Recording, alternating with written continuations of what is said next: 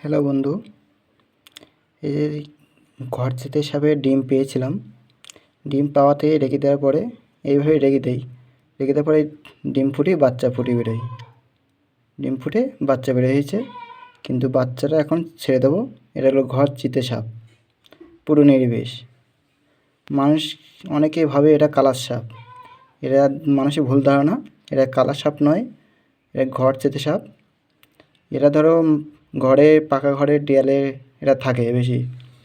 এদের প্রিয় খাবার হচ্ছে টিকটিকি, আরশোলা, নেংটি ইঁদুর। কিন্তু এদের মানুষকে যদি কেউ ধরে, ঘ্যাঁচম্যাচ করে কামড়ায়, জলরা সাপের মতন।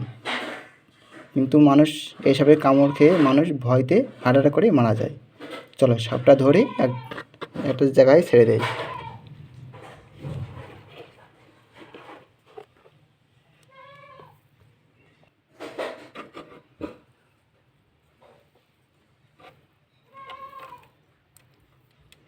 চলো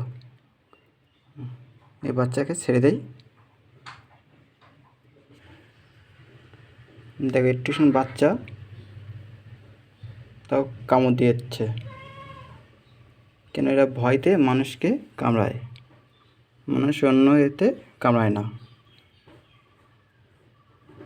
এরা ভয় পেয়েতে কামড়াচ্ছে, কামড় দিচ্ছে। এই ঘরচাঁদি সাপটা আমার বাড়ি উঠোনে ছেড়ে দিচ্ছি। কেন? এটা নির্বিষ তো,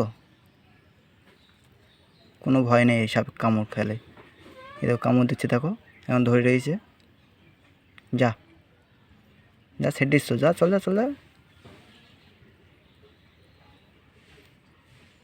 আরে বাবা যা,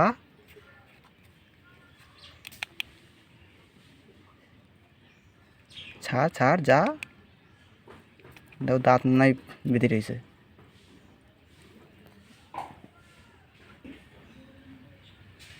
যা ধরো।